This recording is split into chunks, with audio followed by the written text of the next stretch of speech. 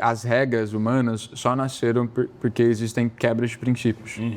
Então, só existe a lei para você não fazer bullying, por exemplo, ou a lei contra o racismo, porque teve uma quebra de princípio ali. Quebrou o princípio do amor, quebrou o princípio enfim, da fé. Então, onde existem as regras, onde nascem as regras, é na quebra de princípios. Então, se a gente vive por princípios, a gente não precisa necessariamente sofrer as consequências de uma quebra de regra.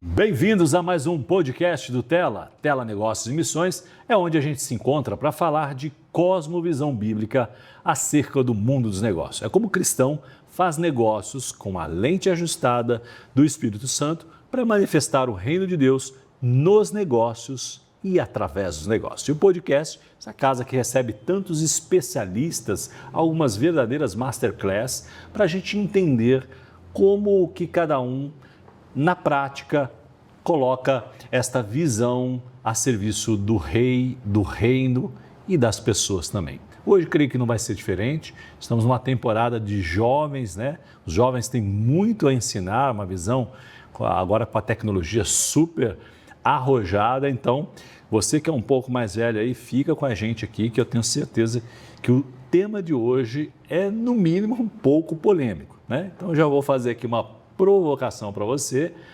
O tema de hoje é sobre posicionamento. A pergunta, então, que eu faço para você, sem nenhuma religiosidade, por favor, Jesus, se vivesse no tempo de hoje, ele seria um influencer?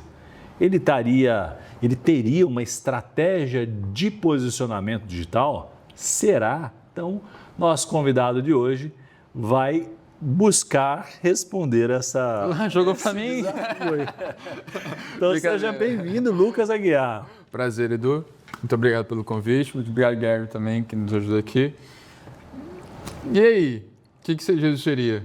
Eu acho que... Não, segura um pouquinho. Segura, né? Vamos deixar para o final, Vamos fazer um clickbait do bem aí. Boa. Mas deixa eu... Antes, né, da gente continuar aqui, pedir aí, a produção sempre nos lembra, né, da importância de pedir para que você não só se inscreva no canal, mas também compartilhe o conteúdo, né? Fique com a gente até o final, naturalmente, para entender o que de repente o Espírito Santo quer falar para você. Muitas vezes, sabe, Lucas, que várias vezes eu já recebi no direct, você falou assim, puxa, o que eu ouvi hoje mudou meu negócio, trouxe uma visão diferente e me poupou ou me impulsionou. É muito legal, né? Quando a gente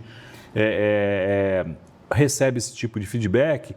E aqui é sobre isso, né? É sobre vidas, é sobre o que Deus está fazendo nas vidas e certamente é sábio, né? Fazer a leitura daquilo que o Espírito Santo nos coloca como, muitas vezes, resposta de oração através da história do nosso irmão. Não é? Então, deixa eu dar as devidas credenciais aqui. O Lucas, ele é só... Pode chamar de Teixeirinho, por favor, né? Ele falou que gosta de se chamar Teixeirinho, então... Meu codinome. Só para os íntimos, né? Você e alguns milhares de seguidores nossos aqui. O canal está crescendo cada dia mais. Glória a Deus. E então, o Teixeirinho, ele é sócio do podcast Brunecast. Então, um abraço para o Thiago Brunet, né? Certamente aí um dos canais mais bem-sucedidos hoje, os podcasts mais ouvidos do Brasil, né? Então, temos o privilégio de ter aqui o sócio desse podcast, aí tá conectado à produção, mas ele também vai falar um pouquinho sobre o método Pace de corrida. Pace de corrida, vamos ver. Vamos deixar para o final também. Ele é o cara do suspense aí, deixar né? para o final. Mas ele tem uma consultoria sobre posicionamento, é um pouco do que nós vamos falar hoje aqui, né? Sobre posicionamento de CEOs, de empreendedores, empresários para redes sociais e acho que muito mais do que redes sociais é só um recorte, né? Mas certamente esse recorte ele precisa ser congruente com o resto, né? Então não dá para falar somente sobre posicionamento num pedaço da sua vida, até porque como cristãos precisamos ser integrais, né? Exatamente. Integrais, não só na nossa vida fora das redes sociais, mas também, né, Eu acho que isso é um grande desafio, né, Teixeirinha? Conseguir capturar a essência do que quem somos como cristãos na vida pessoal, né? Ou seja, fora das câmeras. Vamos falar sobre isso também. E tenho certeza, né, que o maior desafio, a maior missão dele na Terra é ser casado com a dona Ágata. É o nosso principal negócio. Muito bem. Então, vamos deixar um pouquinho mais para frente. Fique com a gente aí, que o Lucas vai responder se Jesus seria um dito influencer, né? Ou qual seria eventualmente a estratégia. Será que ele tem estratégia? Será? Né? Será que a Bíblia fala sobre estratégia? Aqui, uma outra chamada boa aqui, para ajudar, para descontrair aqui, né? Para não parecer que a gente está confrontando aqui alguns princípios bíblicos, né? Mas a gente pode junto pensar, Lucas, será que na Bíblia existe base para a gente se posicionar nas redes sociais? Tá que interessante. Não é uma boa pergunta? Boa. Já começa agora? Não. Já a partir daí? Tô doido já para responder. Ele tá ávido pela resposta. Eu tenho certeza que você ficou mais curioso ainda. Será que existe princípios bíblicos sobre o qual você que está pensando aí em se lançar ou já está na rede social poderia se apoiar? Puxa, até eu fiquei curioso aí. A gente fala já sobre isso. Vamos falar de pequenos começos. Ótimo. Tá? Quem nos acompanha há mais tempo aqui já sabe que eu tenho uma pergunta clássica, porque eu acredito, Lucas, que na adolescência a gente recebe muito input daquilo que a gente vai fazer depois na vida adulta, né? Como é que foi então a sua adolescência? Você é muito jovem, né? Então não faz tanto tempo assim, mas o que você consegue enxergar daquilo que você faz hoje e você recebeu de input, porque de alguma forma a gente tem hoje uma missão a mais, né? Então eu sempre faço essa pergunta para os nossos entrevistados, mas eu gostaria que você então fazer um convite / convocação a quem está nos assistindo aí pelas plataformas e também ouvindo pelas plataformas de streaming, enviar esse podcast para um jovem que você conhece. Não é legal a ideia? Sensacional. Para 2, vai, gente. Boa, então vamos... Quem manda para 1, manda para 2. É isso aí. Eu ia falar 10, vamos ficar com 2 aqui do convidado. Então, é importante entender que um jovem, né, como um jovem enxerga, que já está desfrutando, né, de forma bastante... exponencial, de novo, porque o Thiago Brunet tem tido um sucesso incrível, e graças a Deus por isso, né? Tem sido aí realmente uma voz aí dentro desse contexto de rede social e falando coisas bíblicas, né? Sim. Mas como que foi a sua adolescência aí? Né? Acho que está fresquinho. Tá na memória ainda. Me conta um pouquinho dos seus começos aí na adolescência. Edu, eu acredito muito que o destino dá pistas, né? Então... por exemplo, a gente consegue trazer isso para a Bíblia. O hebraico está muito fluente, aí às vezes eu me confundo. A gente consegue trazer muito as analogias para a Bíblia também, olhando para a vida de Davi, olhando para a vida de José também. José sempre foi um governante, aonde ele estivesse, ele sempre governou, ele sempre liderou, ele sempre foi o centro ali, né, no bom sentido. Então, eu acredito muito que o destino, ele sempre vai dar pistas daquilo que você vai ser no futuro. Uhum. Eu acredito que Deus, ele sempre vai nos dar essas direções, essas pequenas pílulas, justamente para a gente conseguir tomar as decisões corretas, né? Porque se a gente não tiver certos discernimentos, assim, a gente não consegue tomar as decisões corretas na vida. E eu acho que foi assim na minha vida também, né? Eu cresci num bairro simples, nada de extravagante. Eu fui educado numa escola pública, então não tive nada de extraordinário. A minha vida começou a mudar quando, com 13 anos de idade, quando eu comecei a frequentar uma igreja em uma outra determinada região, uma região mais influente, mais rica, né? Com uma outro tipo de mentalidade, com outro tipo de pessoas. E minha vida começou a mudar ali. Né?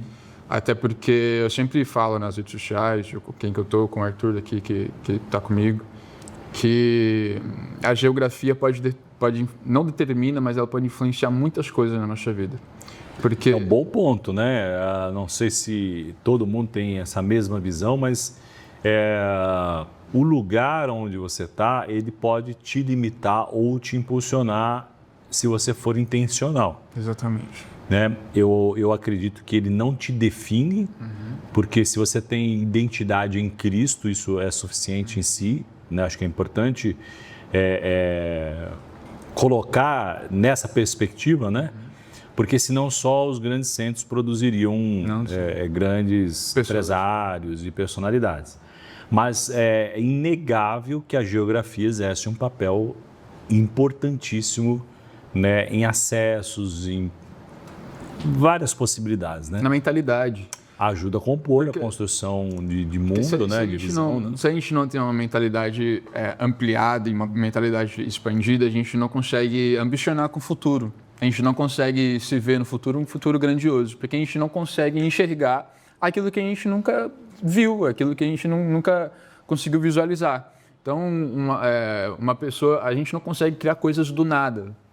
A gente vai modelando coisas em cima de outras coisas, a gente não consegue criar coisas absolutamente do nada. Então, se uma pessoa não conseguiu visualizar coisas grandes, coisas extraordinárias, dificilmente elas vão conseguir chegar até ali, porque não é algo real para elas. Né? Então, eu sempre falo que a gente precisa investir, todos os jovens, principalmente, todas as pessoas, mas principalmente os jovens, precisam investir na questão de mentalidade. Sair de onde você está, da geografia que você está, começar a frequentar, talvez, shoppings melhores, lugares melhores, bairros melhores. Não para você só frequentar ali e tal, mas ser intencional para você conseguir visionar, sonhar, desejar coisas diferentes, coisas que estão em outro patamar, né? Porque também tem a questão do ambiente, né? Quando a gente começa a frequentar ambientes melhores, a gente conhece pessoas melhores. Melhores, eu acho que é uma classificação talvez errada, mas a gente conhece pessoas diferentes que estão em outra fase de vida, que têm um outro contexto social, têm um outro nível, e essas pessoas, conforme a gente vai conhecendo essas pessoas, a gente vai sendo puxado por elas para este novo nível. Então, eu sempre falo que as conexões o próximo nível da nossa vida, ela não vai vir através de um milagre ou através de dinheiro na conta, ela vai vir através de novas pessoas. Eu quero contribuir com esse ponto. Eu tenho filhos adolescentes hoje e Deus me permitiu, como empresário, poder fazer várias viagens, algumas viagens, né, ao redor do mundo. Mas o que mais me alegra nessa parte, nesse pedaço da minha história, foi poder permitir, né, dar acesso, é uma palavra que está na moda, mas precisa ser entendida e considerada, né, do ponto de vista da oportunidade mesmo que Deus de repente oferece. Mas eu sempre fui muito grato, Teixeirinha, pela oportunidade que eles tiveram de conhecer outras culturas. Exatamente. E em todas as viagens, a gente voltava, ou durante as viagens, a gente conversava intencionalmente o tamanho de Deus. E na primeira vez que eu fiz essa provocação para eles falaram assim, como assim? Eram ainda pré-adolescentes, mais jovens e tal, né? Embora sempre conversei com eles, né, mesmo quando eram crianças, tratando eles como pessoas normais. Sim. E uma compreensão de adulto e desenvolvendo, né, essa compreensão de mundo. E eu dizia para eles o seguinte, olha, Deus é tão grande que Ele ama todas as culturas. Sim. E isso deu para eles uma noção do tamanho ou do poder de Deus ilimitado, porque quando a gente... eu acho que é um pouco disso que você falou aí.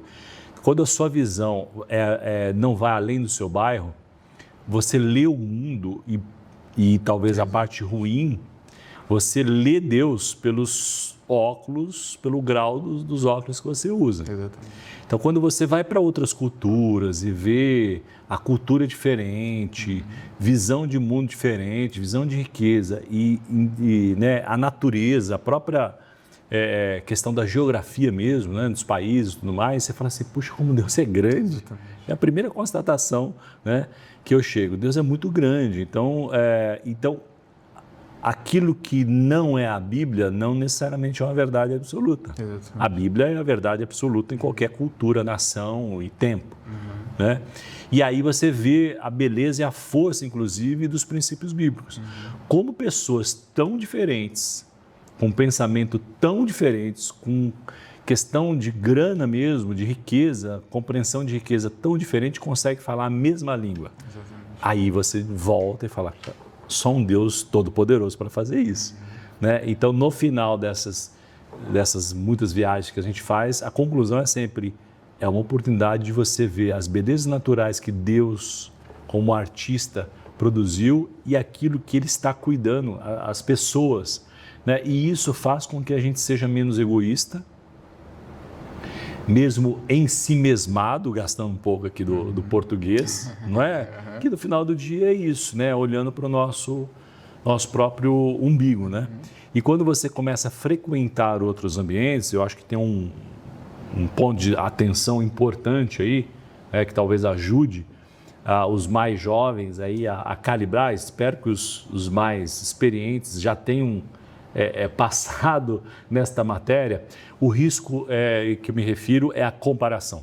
Sim. Se comparar com outras coisas, né, outras pessoas, etc. e tal, desejar ardentemente o que o outro tem, isso tem um nome e é pecado.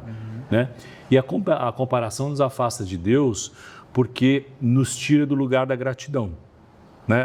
O lugar da gratidão é, independente da condição que eu tenho, eu sou grato a Deus, mas nele eu creio que, pelo livre-arbítrio, pelos dons e talentos, porque senão não existiria a parábola dos talentos. Né? Alguém uma vez me perguntou, aliás, fui inclusive num fórum conversando com adolescentes da igreja. Né? Ele falou assim, mas você acha que Deus trata ou vê as pessoas de forma diferente? Eu falei, não, Deus trata todas as pessoas iguais, ama todas iguais, mas é fato que existem pessoas que têm mais ou menos capacidade e a base bíblica é a parábola dos talentos. Sim.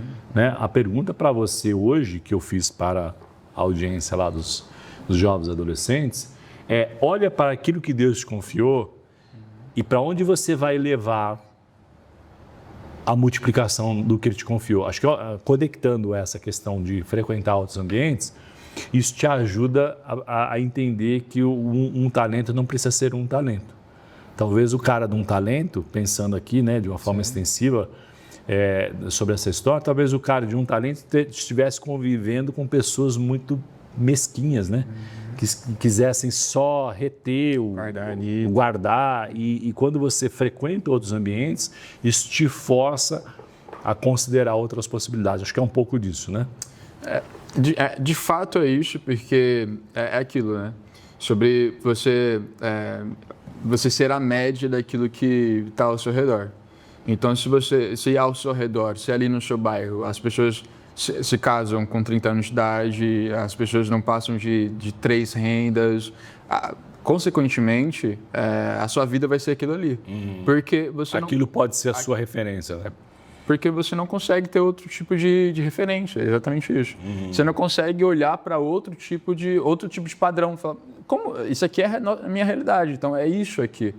Então, eu acredito muito nisso, nessa questão desses ambientes, nessas geografias, elas fomentarem as nossas crenças, o nosso padrão de enxergar o mundo, de enxergar as pessoas, de enxergar, por exemplo, se você crescer ao lado de pessoas que são completamente negativas, a tendência é você ser uma pessoa completamente negativa também. Olhar de forma negativa para o mundo, para as pessoas.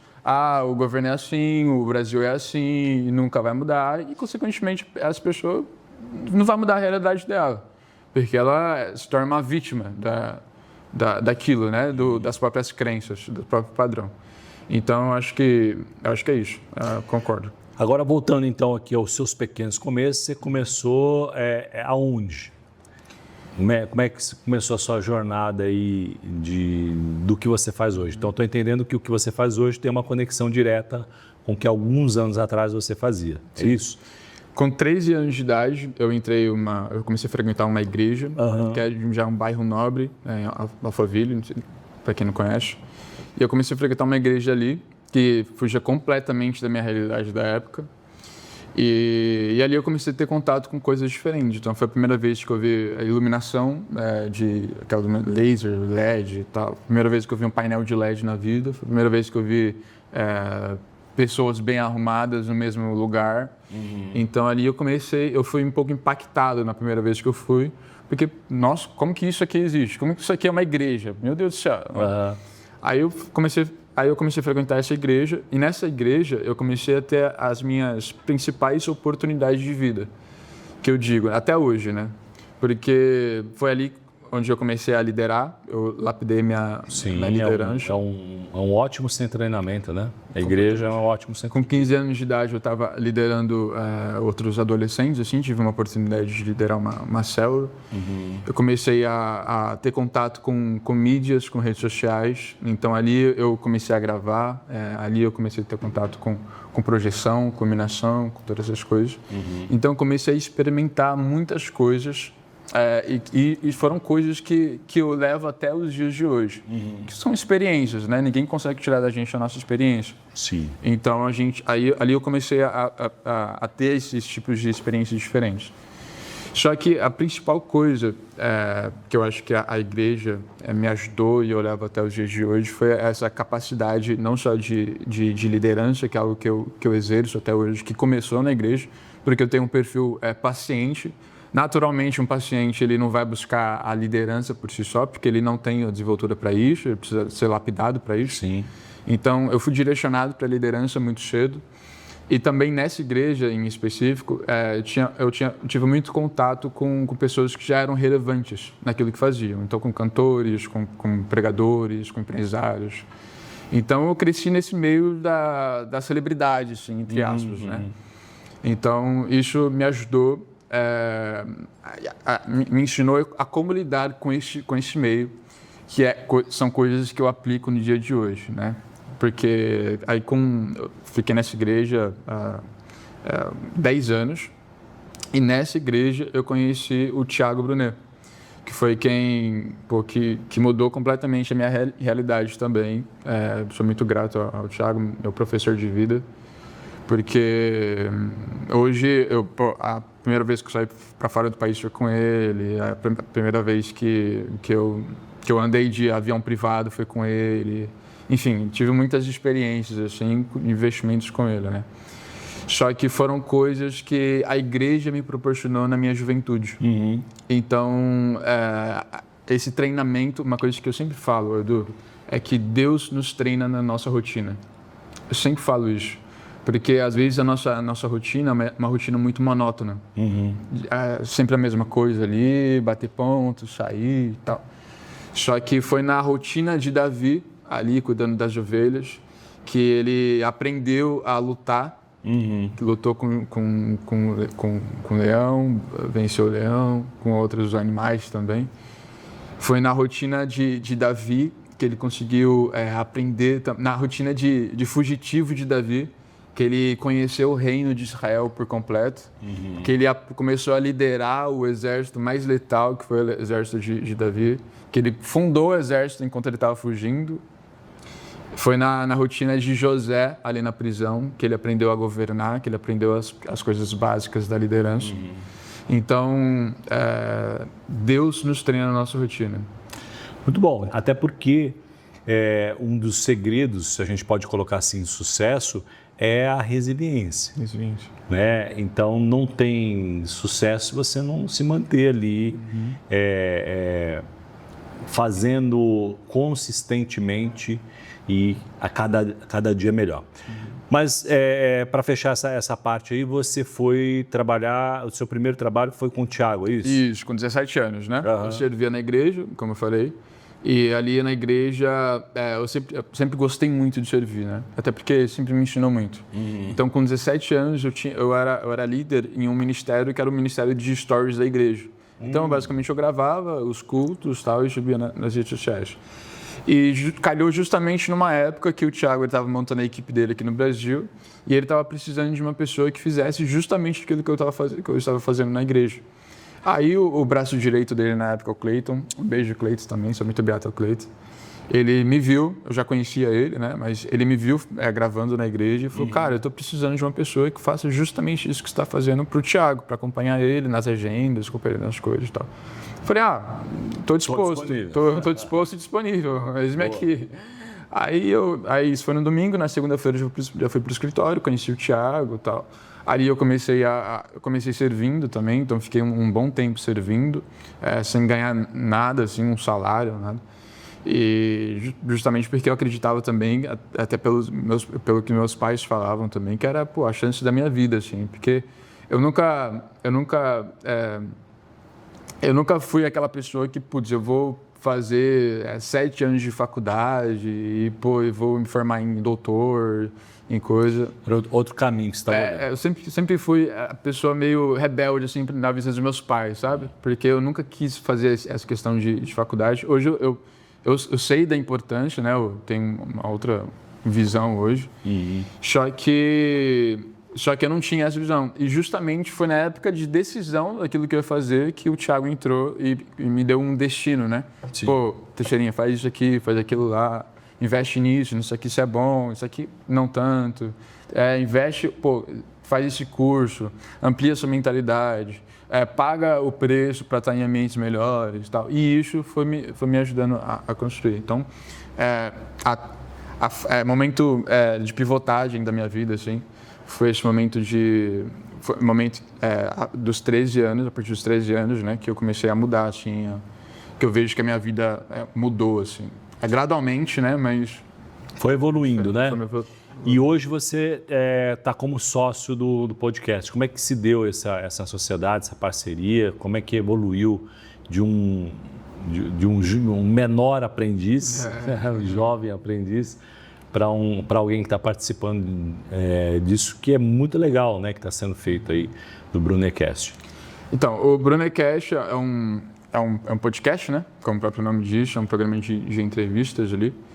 E onde, há 2 anos atrás, a gente sempre teve o Brunecast, há uns 5 anos já. A gente sempre participou também junto, né? Acabou que eu virei um personagem também de tudo aquilo que a gente faz, o Teixeirinha. Meu nome não tem Teixeira no nome, então é literalmente um personagem. Momento curiosidade aqui. O Thiago que te chamou, soltou do nada. Uma história engraçada até. Eu estava no começo do escritório, no começo lá do Instituto, e a gente estava fazendo uma semana de lives, que a gente estava fazendo um lançamento e tal. E nessa época, as pessoas me chamavam de Aguiar, que é meu sobrenome, né? Sim. Lucas, muito normal, normal ter 15 Lucas numa sala, numa empresa, então as pessoas me chamavam de Aguiar. E a gente estava nessa semana de live, e no final das lives o Thiago foi agradecer a equipe. Ele falou, Wesley, muito obrigado, Runes, muito obrigado. Quando chegou na minha vez, ele esqueceu meu sobrenome. E aí ele lembrou, é um sobrenome de velho, Teixeira. Aí saiu. Aí nunca mais foi o mesmo. Aí me tornei, uma semana depois eu era o Teixeirinha. Virou um personagem. Aí virou um personagem. Aí, há 5 anos eu sou o Teixeirinha. Deixei de ser o Aguiar, o Lucas, e sou um Teixeirinha. E essa sociedade veio com quanto tempo aí na jornada? Veio há 2 anos atrás. Veio uns 3 anos participando junto nos podcasts, tanto na produção quanto como co-hosts ali, participantes mesmo.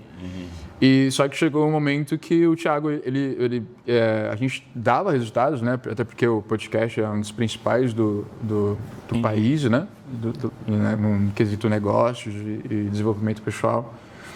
E o Thiago, ele é uma pessoa muito honrosa, assim, né? Então, ele, tido todos os números, todas as coisas que a gente já tinha feito, ele falou, cara, tá na hora de vocês subirem uma fase na vida de vocês e vocês se tornarem pessoas, subirem de nível, né? E aí ele deu uma participação, tanto para mim quanto para o Wesley, nesse projeto. Até porque a gente, quando somos sócios, né? A gente muda a chavinha Sem dúvida. A gente tem que ter resultado, a gente tem que produzir, a gente tem que gerar mais renda. E é o pensamento de dono também, né? E é algo bíblico, né? Porque no caso aí do Thiago, o generoso prosperará. Exatamente. Né? É uma das maneiras né, de você prosperar biblicamente, né? Me perguntam o seguinte, é dando dízimo, é dando oferta? Não, é praticando muitas coisas que diz a Bíblia. Mas, para mim, esse é o ponto muito importante, aproveitando aqui esse comentário seu, a primeira coisa que eu pergunto, você quer prosperar biblicamente? Como é que está a sua generosidade? Exatamente. Né? Invariavelmente a pessoa vai um pouco para trás da cadeira, porque dentro da nossa cultura, né, de crenças limitantes, de ambiente de escassez, né, na média, pelo menos, as pessoas não têm cultura de doação, de generosidade, né? Então, quando você vai para os Estados Unidos, é comum que as pessoas, até porque tem incentivo do governo, uma série de mecanismos que favorecem, né? Aqui não, aqui você, dependendo do ambiente que você convive, você é tolo se você ajuda alguém. Por que vai ajudar? Por que você está dando dinheiro? Qual que é né? Eu tive que ouvir isso, Lucas. Mas qual que é o seu interesse por trás? Eu falei, não, eu estou cumprindo a voz do Espírito Santo, está dizendo, ajuda, né? Mas que bom, né, que você tá nesse ambiente aí. Hoje, né, não faz tanto tempo assim, mas se você fosse dar um tweet e destacar o seu maior aprendizado nessa jornada com o Thiago Brunet, qual que seria? O que você destacaria aí?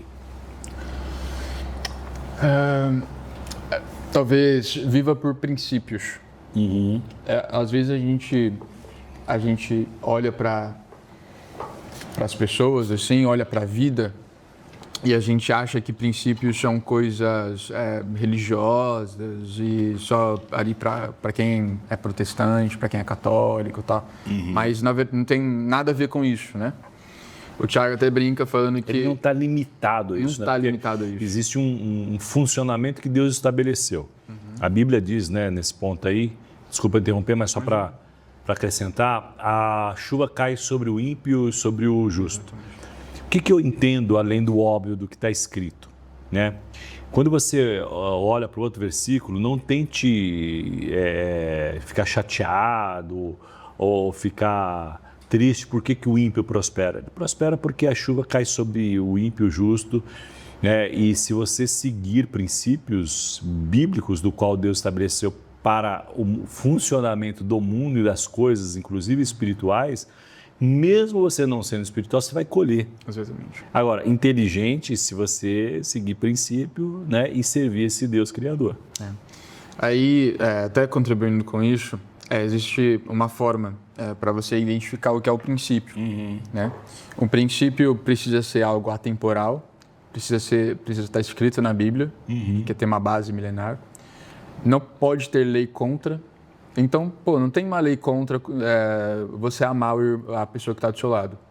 Não tem uma lei contra falando que você não pode falar a verdade. Não existe lei contra você ajudar o próximo. Não existe lei contra. Então, princípios não pode ter lei contra. E princípios também precisa atemporal, precisa estar escrito na Bíblia, não pode ter lei contra. Isso aqui. Essa regrinha de 3. E se adequa a isso, e precisa ser universal. Ou seja, transcultural. Aí, né? Exatamente. Se está dentro disso, dessas regrinhas, isso que você está vendo é um princípio, né? Então, é algo que foge completamente das religiões. Só que é algo que garante. É algo que já está dando certo há muito tempo. É algo que vai te poupar, porque as regras humanas só nasceram porque existem quebras de princípios. Então, só existe a lei para você não fazer bullying, por exemplo, ou a lei contra o racismo, porque teve uma quebra de princípio ali. Quebrou o princípio do amor, quebrou o princípio enfim, da fé. Então, onde existem as regras, onde nascem as regras, é na quebra de princípios. Então, se a gente vive por princípios, a gente não precisa necessariamente sofrer as consequências de uma quebra de regra. Né?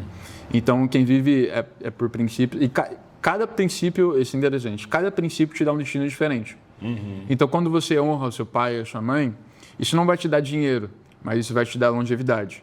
Quando você cumpre o princípio da generosidade, que é um princípio também, a Bíblia fala que o generoso prosperará, a Bíblia fala que o generoso tem amparo, tem várias promessas para um generoso. Então, quando você cumpre o princípio da inteligência e você investe nessa questão da inteligência, você deixa de ser uma pessoa alienada na vida. Então, cada princípio te dá um destino diferente. Então, quem investe a sua vida, dedica a sua vida por viver por princípios e praticar os princípios, de novo, princípios não é algo religioso, é algo que as religiões se apoderaram disso, né? Você vive uma vida mais leve, uma vida com menos erros, uma vida com menos consequências, uma vida com menos pesos. Então acho que essa seria o conselho máximo que eu poderia dar para as pessoas. Assim. Muito bom. Vou voltar um ponto atrás aqui. Eu fiz a provocação, né? E você rebateu aí para convidar os jovens para assistir este episódio aqui, né? Para prestigiar um jovem. Qual que é a sua visão sobre a visão, fazendo um trocadilho aqui, de jovem? Com relação a empreendedorismo, você acha que o jovem hoje, por exemplo, tanto se fala da geração Z, né? O jovem tem aspiração de empreender, a gente vê várias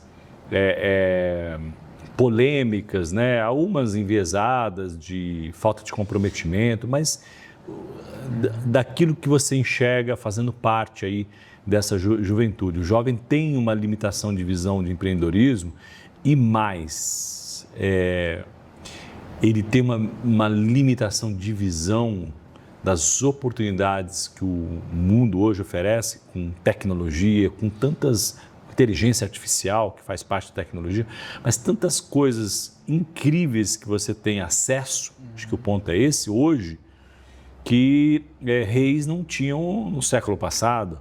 Né? Mas será que o jovem tem essa compreensão? Qual que é a sua opinião?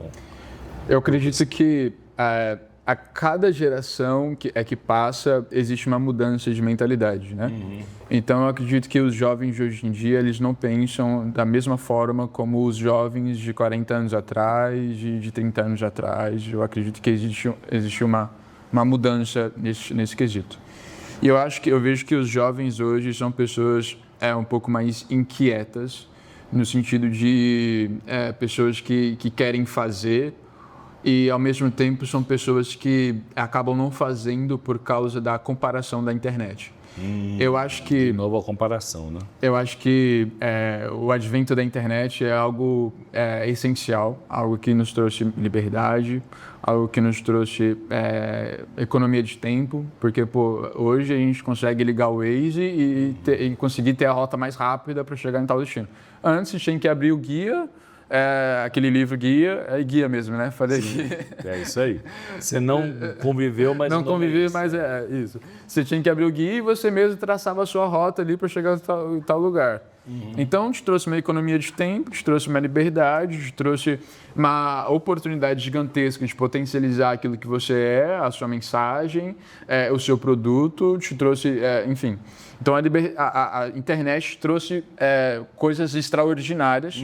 Claro, se uma pessoa ruim com a internet, ela vai levar a internet para o mau caminho, para as más coisas, né? Eu acho que... Você quer dizer que não está tanto na internet ou nas redes sociais, está muito mais de como se usa isso ou como se enxerga? Ah, com certeza. Porque eu acho que a internet é um potencializador, então te dá voz.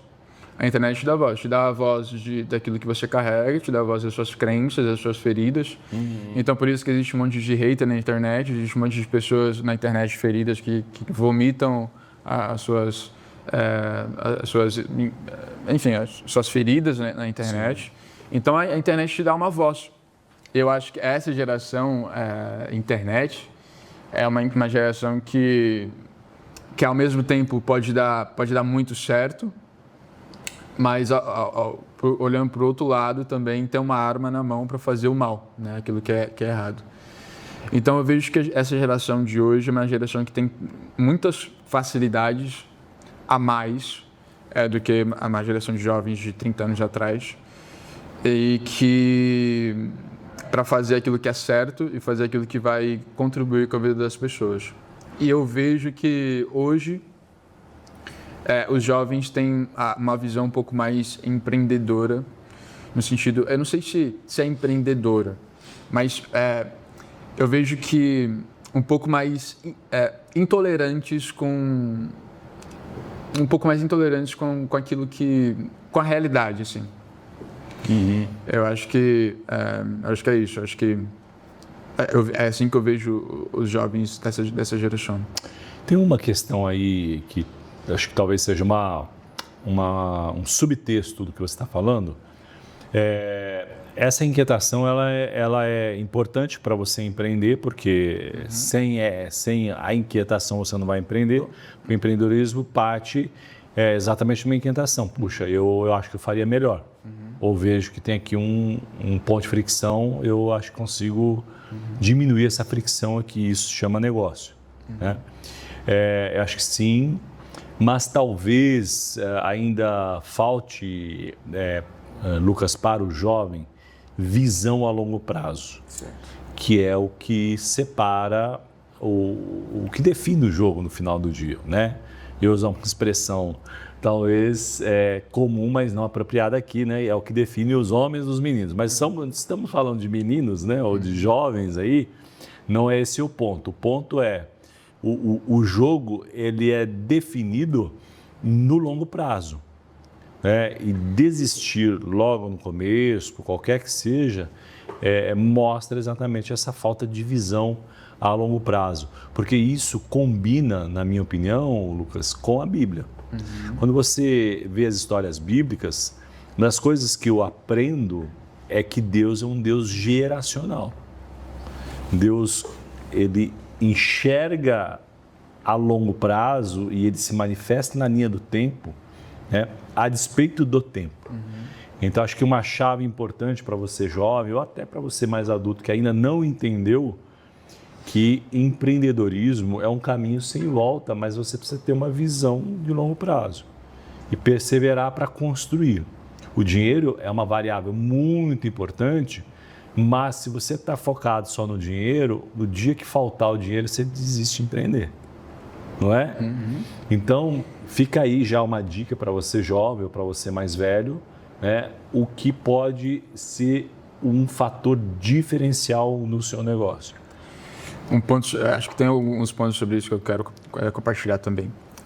Eu acho que por causa da internet também, e por causa... Até porque a internet te trouxe muito essa questão da comparação, né? Porque ali a gente consegue ter fácil acesso à realidade de várias pessoas. E às vezes é um jovem de 22 anos que vive uma vida milionária, posta na internet, e uma pessoa de 17 anos ou 18 anos olha falando, meu Deus, eu tenho 4 anos para conquistar tudo isso aqui. Só que, veio de um outro ponto de partida. Às vezes veio do berço, às vezes veio de uma coisa até ilícita.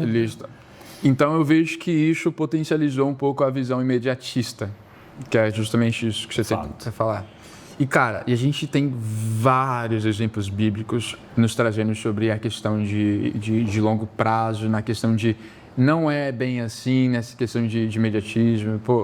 Uma pessoa que constrói uma casa na areia pode ser mais rápido, pode ser mais barato, mas não se compara com uma pessoa que constrói a casa na rocha. Quando vier a onda... Exatamente. A pessoa que constrói a casa na rocha, ela precisa cavar, ela precisa investir, ela precisa ter tempo, ela precisa ter muitas coisas a mais, investir muito mais do que uma pessoa que construiu a casa na areia. Sim. Mas uma pessoa que construiu a casa na rocha, ela perdura mais, ela tem mais sentido, ela consegue ter... ela tem o favor, ela tem proteção, ela tem muitas outras coisas que realmente, quando você vê, valeu a pena, sabe? E eu vejo também essa questão de imediatismo muito para a questão de prazeres, assim, também dos jovens, né? Porque o prazer nada mais é do que você trazer aquilo que talvez é algo que você ia viver no futuro, para o agora, para o hoje, né?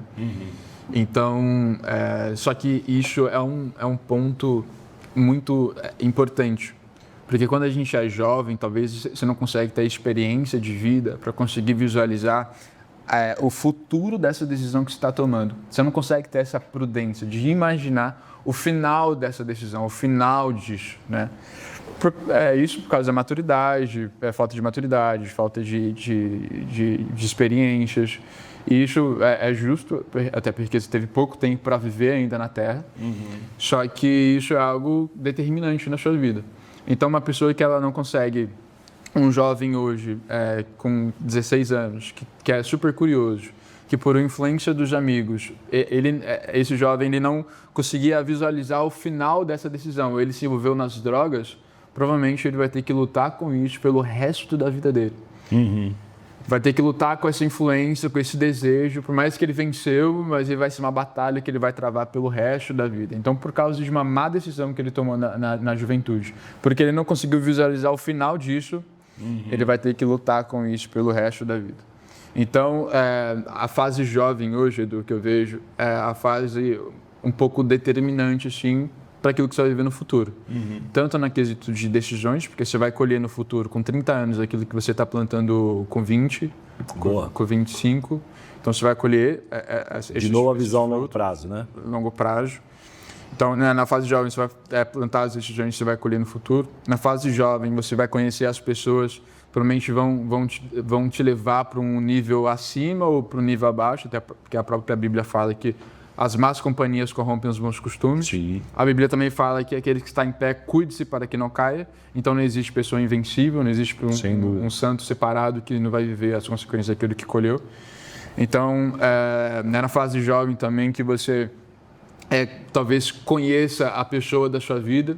E se você não estiver focado nisso, você pode tardar isso para o futuro e tardar os seus frutos também. Na fase jovem, que você toma as melhores ou as piores decisões da vida por causa da falta de experiência, falta de maturidade. Então, uma coisa que eu vejo que a fase jovem é uma fase fundamental. E talvez a gente não... As pessoas que não tomam as piores decisões da vida na fase jovem são pessoas que têm um coração ensinável para ouvir as pessoas que são mais velhas. Por que isso? Porque falar sobre isso? Porque a própria disciplina é um princípio. Sim, a disciplina fala no questão de repreensão, né? A repreensão é um princípio bíblico. Então, só que pelo fato do jovem não ter essa experiência, essa bagagem de vida, ele não consegue visualizar o futuro. Só que isso só vai mudar se ele tiver ouvidos e um coração ensinável para conseguir ouvir e aplicar as direções e as repreensões de uma pessoa mais velha, uma pessoa que já passou pelo caminho, que já passou pela trajetória, que já passou pelo caminho das pedras, que já chegou lá. Então eu vejo isso que se você é jovem, se você não tiver essa pessoa mais velha para te acompanhar, para te ajudar, para te mentorear, você vai bater a cabeça na parede muitas vezes. Vamos falar de posicionamento. Fiz uma chamada aqui, né? Aí, será que existe versículos bíblicos que dá para ancorar essa questão de estratégia de posicionamento? Então vamos entregar, né? Vamos lá, gente. Primeiro eu gostaria de começar essa segunda parte falando que Jesus é o nosso maior exemplo em tudo. E Jesus, ele foi o maior estrategista e ponto final, não existe discordância aqui. Então, por exemplo, um exemplo de estratégia que Jesus usou. Ele escolheu Cafarnaum como a base dele por vários motivos. O primeiro motivo que ele escolheu Cafarnaum. Cafarnaum era uma cidade portuária, então ele era uma cidade de muitos comércios, muitas pessoas diferentes de outros povos, de outras geografias iam até lá. Então, ponto número 1, a mensagem se espalhava para outras pessoas, para outros lugares, porque era uma cidade de comércio. Segundo ponto, era uma cidade que tinha várias religiões também, completamente diferente de Jerusalém. Jerusalém era o epicentro e até hoje do judaísmo. Então, a intolerância de Jerusalém com Jesus e com outras crenças, com outras coisas, era muito maior. Então, Jesus ele conseguiu multiplicar a influência dele, ser uma pessoa relevante naquilo que ele fazia, primeiro porque ele escolheu a geografia correta. Porque ele escolheu uma geografia que possibilitava ele de falar aquilo que ele acreditava.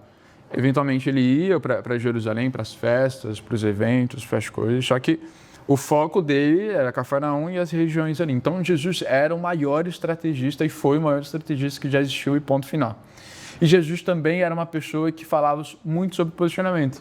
Então, por exemplo, quando a Bíblia fala que você não pode servir a dois senhores, é uma questão de posicionamento. Quando a Bíblia fala que você não pode, que de uma mesma fonte não pode jorrar dois tipos de água, é uma questão de posicionamento. Então, existe vários versículos bíblicos que nos mostra essa questão de que nós precisamos ter um posicionamento claro. Não só na internet, mas na vida. Porque para você chegar numa reunião, para você fazer uma apresentação, você precisa ter um posicionamento. Você precisa, com a sua postura, com o seu jeito de falar, você precisa passar a mensagem daquilo que você acredita, né? Então, posicionamento, às vezes, as pessoas levam muito para a questão do digital, que isso é importante, eu falo sobre isso também, eu ensino sobre isso, tem uma consultoria que trata sobre isso, só que não é o fim, né? O posicionamento a gente leva para a vida por inteiro.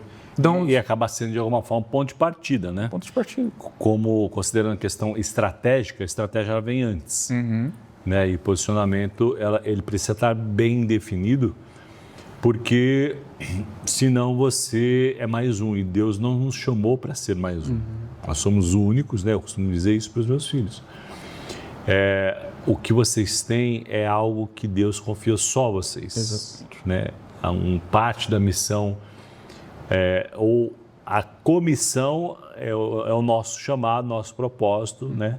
Falar do amor, né? Ser o amor em ação e ser o ponto de contato da redenção. Mas uma questão pessoal é exatamente isso, você se entender do ponto de vista da identidade que você é único, né? E como é que você, dentro desta característica, permite que o mundo saiba. E isso é interessante porque outro dia conversando com a minha filha sobre relacionamento, né? Questão de namoro e etc. É delicado para adolescente. Pois é, mas olha que é claro que não é fórum de empreendedorismo, mas talvez seja uma dica curiosa aí para você que tem filhos adolescentes, né? Então você tem, eu vou reproduzir uma ilustração que eu ouvi, né? Que para mim fez muito sentido e eu a partir dela pude ensinar essa questão de posicionamento. Então você tem a cadeira do desocupada, né? Então aquela cadeira está desocupada, você pode se posicionar com uma cadeira desocupada, qualquer um pode sentar, né? Será que é da vontade de Deus que qualquer um sente na cadeira? Né? E você tem a cadeira do ocupado, essa cadeira está ocupada, né? Então você se ocupou, você escolheu estar ocupado e portanto, aquela pessoa que de repente combina com a tua jornada, com a história de vida, com tudo aquilo que você deseja construir, pode chegar ali e a cadeira está ocupada. E a terceira cadeira diz que está reservada. A cadeira reservada é para aquele ou aquela que sabe o diferencial, né? E a característica individual da qual Deus a constituiu, e diz o seguinte: não, para sentar nessa cadeira tem que ser assim, assado, assado, assado. Então você deixa de ser o escolhido, né, para escolher. E a minha filha falou assim: poxa, mas isto é difícil, né? Porque tem o fator tempo, mas você é muito jovem. Né? O grande desafio é realmente ler o tempo. Mas saiba que se você tem esta opção, isso está dentro daquilo que Deus nos confiou, talvez, ou certamente como um dos maiores tesouros, que é o livre-arbítrio, a capacidade, possibilidade de escolher. E aí diz para ela: você está em vantagem. Você tem aquilo que é de mais precioso que Deus te confiou. É o poder e a capacidade de decidir. Porque Deus não vai decidir por você qual que é o melhor esposa, qual que é o melhor marido, qual que é o melhor sócio, não é verdade? Deus jamais vai escolher as suas amizades. Deus também não vai escolher se você vai ser CLT, ganhar X salário ou ser empreendedor. Então, isso tem a ver, na minha opinião, para colaborar, Lucas, com posicionamento. Né? Eu imagino que Deus fica na torcida lá de cima, escolhe a cadeira, ser a cadeira reservada, escolhe ser empreendedor, mas ele, como bom pai, ele respeita aí aquilo que ele confiou como mais rico, né? Que é exatamente essa questão do livre-arbítrio.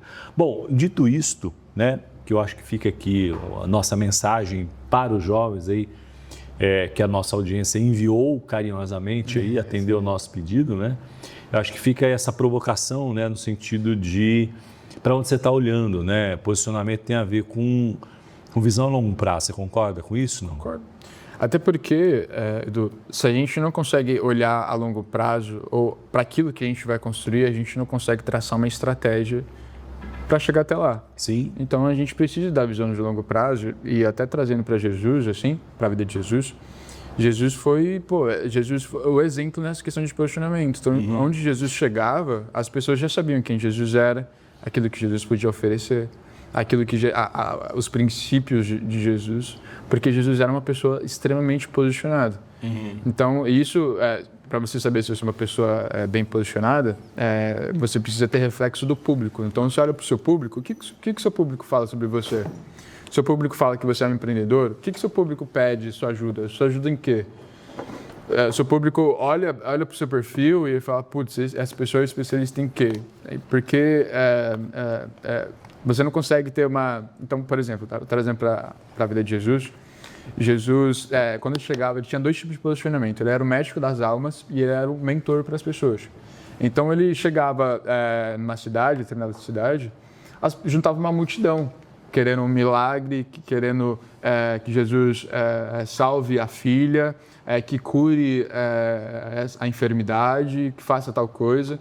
Então, ele era o médico dessas almas. Mas Jesus também, para outras pessoas, ele era o mentor. Ele estava ali para ensinar, ele estava ali junto com os discípulos, para falar as parábolas que só os discípulos dali conseguiam entender, porque Jesus dava o discernimento depois.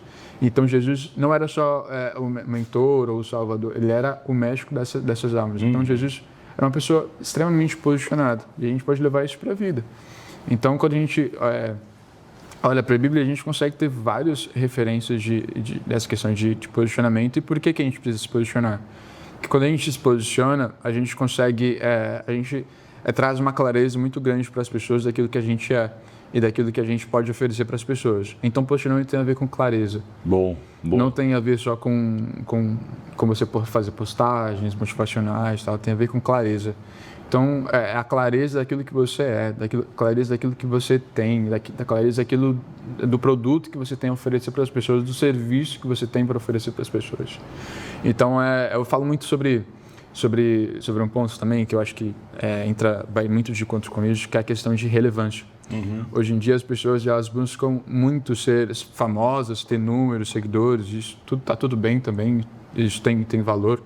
Só que quando você muda a ótica de ser famoso para ser relevante, é um peso completamente diferente e é uma assertividade completamente diferente.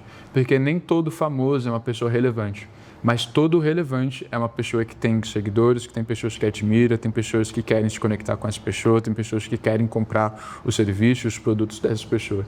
Então, eu falo que eu ensino... talvez até nem tenha os maiores números, mas o fato de ser relevante é mais eficiente. Mais eficiente. Com relação à entrega da mensagem. Né? E eu falo que eu ajudo as pessoas a não serem famosas, mas se tornarem pessoas relevantes. Porque, relevante não tem a ver com os milhares ou os milhões de seguidores que você tem. Mas é o impacto, o valor que você agrega na vida de cada pessoa. E quando você agrega valor, quando você gera impacto na vida das pessoas, as pessoas pagam o que for necessário para te ter perto, para te ter do lado, para te ter ali mentoreando ela, a si mesma. Né? Então, a minha luta, a minha comunicação diária é para que as pessoas elas tirem a ótica da fama e dos milhares, milhões de seguidores e coloquem a ótica na relevância, em você ser efetivo na vida das pessoas. Porque quando você é efetivo, quando você é relevante, você ajuda as pessoas, você melhora a vida delas, só que você também agrega muito valor naquilo que você faz. Então, a minha luta é sempre essa. Jesus nunca buscou ser famoso, mas Jesus sempre buscou ser efetivo na vida das pessoas. E por isso, ele conquistou aquilo que ele conquistou. Então, a gente poderia dizer que o método do qual você chama de PACE tem quando ele falou o método PACE, eu lembrei naturalmente que é o tempo, né? Exatamente. De corrida, do passo, do desenvolvimento ali da jornada, do ritmo, enfim. Mas no seu caso aí, PACE tem a ver com...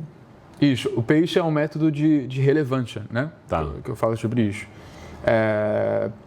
Só que é um pouco diferente, porque é baseado naquilo que já está dando certo há milhares de anos. é baseado em princípios bíblicos. Então, Boa. eu juntei tudo aquilo que Jesus fez na história, na fase que ele passou aqui na Terra, para ele conseguir, numa época que não tinha internet, não tinha redes sociais, não tinha tráfego pago, não tinha grandes palestras, não tinha nada disso. Como que ele conseguiu montar uma comunidade, como ele conseguiu definir a mensagem, ter seguidores e ainda perpetuar a mensagem dele. E eu cheguei em 3 pilares. Posicionamento. Jesus foi uma pessoa extremamente posicionada, como a gente falou aqui. Jesus era uma pessoa que tinha autoridade. Só que existem estratégias de autoridade. Eu falo que tem 2, né? Primeiro, você busca associação de imagem. Então, quando você posta uma foto com uma pessoa do lado relevante que tem autoridade, a autoridade que está sobre essa pessoa passa para você também. Então, as pessoas vão olhar e falar, nossa, essa pessoa tem alguma coisa, porque, como é que fulano está com tal ciclano? Então, Jesus, ele usava o advento da associação de imagem também. Então, quando João Batista, ele falou, eu sou o cara, mas tem um vindo aí que, vai mudar tudo. Ele está associando a imagem, ele está pegando a autoridade dele e passando para Jesus. Quando Jesus fala, o profeta Isaías falou sobre mim, me anunciou, ele está pegando a autoridade de Isaías e trazendo para si. Então, Jesus, ele usava a questão de associação de imagem. E o segundo ponto também é a questão de frutos, nesse pilar de autoridade, né? Então, quando você é uma pessoa que gera frutos, que gera resultados, as pessoas conhecem os seus frutos e os seus frutos vão respaldar aquilo que você faz, o seu produto ou o seu serviço. Então, o segundo pilar é o pilar de autoridade. O segundo pilar é o pilar de comunicação, de conexão. Então, Jesus era uma pessoa, ao mesmo tempo que ele era o mestre, ele era o humano aqui junto com as pessoas. E eu trago o exemplo de Zaqueu. Então, até certo ponto, Jesus era um mestre, um intocável.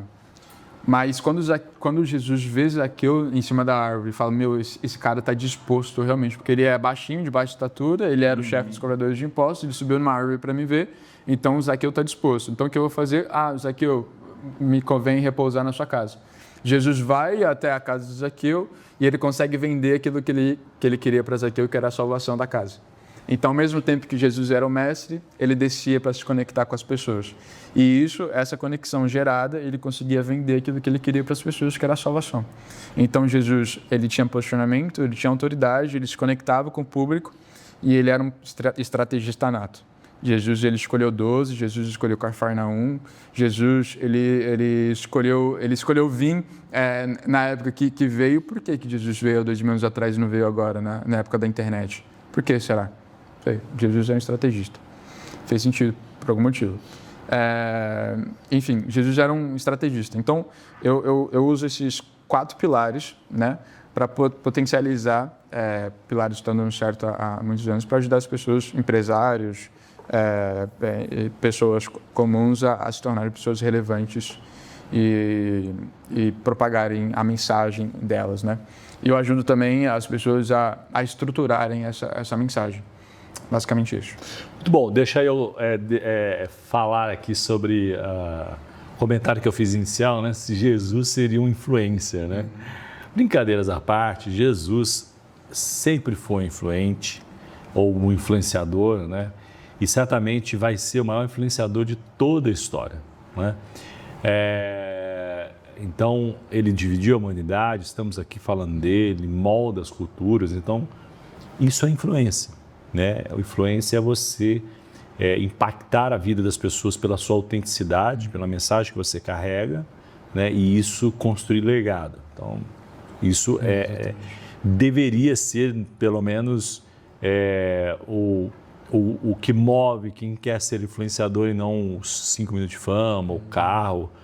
Mas até aí você vive numa sociedade completamente que distorce valores, né? E não é por causa da internet, né? Então, quando você volta na linha do tempo e vai para Roma, né? A distorção que existia ali de família, quando você vai lá para a sociedade grega que dominava a cultura, a questão de como era vista a masculinidade, a constituição da família, quanta distorção, paganismo. Então, não é porque tem a internet que as coisas estão piores ou distorcidas, isso é uma falácia, né? No sentido de o fato de ter uma maior visibilidade não é que o pecado aumentou. Né? Na época... Significa dizer que hoje você tem mais exposição disso, né? Mas eu fecho o meu ponto aqui, Lucas, quando está escrito que o mundo jaz no maligno, isso já é uma definição de status quo, né? Não é, de novo, né? Estamos aqui através da internet, não é a internet que vai definir isso, né? Ah, mas tem muita gente ganhando dinheiro falando bobagem. Pois é, então incentiva você, né, contratando a consultoria do Lucas ou se debruçando em cima da Bíblia para entender princípios de posicionamento, a se posicionar, né? Hoje, por exemplo, um cristão pode e deve usar essas plataformas para falar mais. Então, não é reclamar e dizer que a internet só tem coisa ruim. Não, seja você o conteúdo bom. Exatamente. Né? Seja você a pessoa posicionada e influente a partir daquilo que te influencia, que é o Evangelho, né? E a esperança e a perspectiva da eternidade. Só isso já te torna autêntico e te dá um bom ponto de partida como estratégia. Certo, Lucas? Certíssimo. Sobre esse ponto também, é muito interessante que eu estava lembrando aqui também, sobre as pessoas acharem que o que a gente está vivendo é o pior que a humanidade já viu. Mas se a gente for para a Bíblia, a gente vai ver a Sodoma e Gomorra sendo destruído por causa da multidão de pecados e de tudo que vivia aquela cidade. A gente esquece do fato de que Deus resetou o mundo com Noé, por causa da humanidade pecadora também de Noé. Quando a gente vai para o Velho Testamento, a gente consegue ter vários exemplos assim, de momentos que Deus estava... Meu Deus do céu, gente! Jerusalém, por que vocês insistem em ir contra os deuses? Jerusalém, eu te criei. Enfim, eu acho que a gente menospreza... Não menospreza, mas a gente olha para o hoje como a pior coisa que existe, mas a oportunidade que a gente tem de fazer diferente, de poder mudar a realidade, de poder fazer a nossa parte com a educação, nós sermos pessoas melhores. Somos a resposta do mundo, né? Das dores do mundo, né? Eu gosto de um versículo, Lucas, que diz que a criação aguarda com ardente expectativa a manifestação dos filhos da luz. E acho que isso tem a ver com posicionamento, né? De alguma forma conecta bastante tudo que a gente falou aqui, né? E a brincadeira que eu faço, que quando em alguma roda, e eu tento sempre mudar o rumo da conversa, como diria meu pai, né? Porque você pode, como um influenciador, numa roda de reclamadores, mudar o destino ali da conversa, né? Ou dessas rodas de que o mundo está piorando, eu costumo dizer o seguinte, para tentar encerrar a discussão, o mundo piorou porque aumentou o número de pessoas. Exatamente. Não é verdade? Tem mais pecado porque tem mais gente morando no mundo, mas a natureza do homem sem Deus é pecaminosa e isso em si encerra a questão, né? Estamos caminhando para o final aqui, eu tenho sempre 3 perguntas clássicas para os nossos convidados aqui.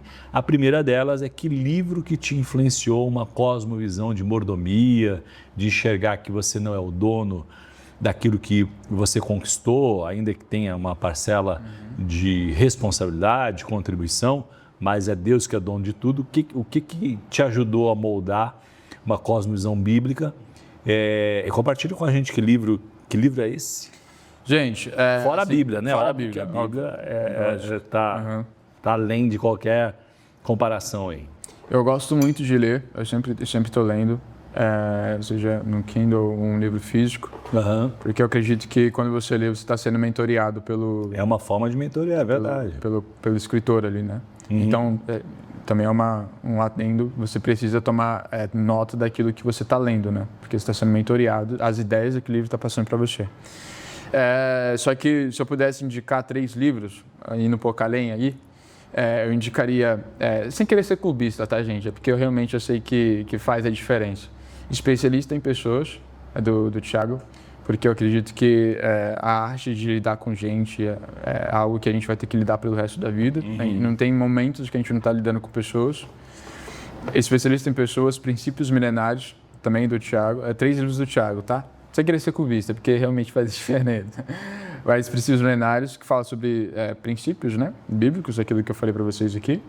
E como ganhar o mundo sem perder a alma. Também é um livro bíblico. É um livro bíblico. É um livro que tem princípios bíblicos, só que fala muito sobre mentalidade, sobre questões de você expandir a sua capacitação, você negociar, a arte da negociação, enfim. É um livro fenomenal que me ajudou muito nessa questão de mentalidade também. Como eu disse, como a gente falou no começo, mentalidade é algo determinante para o ser humano. Então, se você não investir na expansão da sua mentalidade, a probabilidade de você crescer cada vez mais ou de forma acelerada na sua vida é baixíssima. Então, invista na sua mentalidade, porque os seus sonhos, os seus desejos vai acompanhar o tamanho da sua mentalidade. Então, invista nisso. E esse livro eu indico para vocês. Falando em investimento de mentalidade, há um tempo atrás uma pessoa me fez o seguinte questionamento, falou assim, poxa, naquela posição meio de vítima, né, de coitado, poxa, já procurei várias pessoas para ser o meu mentor, ninguém quer ser o meu mentor, né? Aí eu fiz a pergunta para ele assim, qual que foi o último livro que você leu? Ele não entendeu porque ele achou que ele estava falando de banana e eu estava falando de banana. Assim. Né? Eu falei assim, qual que é o último livro que você leu? Pois é, não me lembro. Falei, você sabia que uma das formas de ser mentor, o que é mentorear? Né? É pegar a visão, né, ou a cosmovisão de alguém e compartilhar com outra. Verdade? Sim.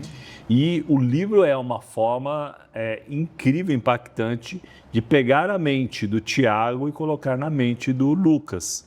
Porque à medida que você vai absorvendo aquela visão de mundo, né, aqueles conselhos, aqueles princípios, e aquilo vai fazendo sentido, há uma transferência de mentalidade que, na maioria das vezes, né, um bom mentoreamento é isso.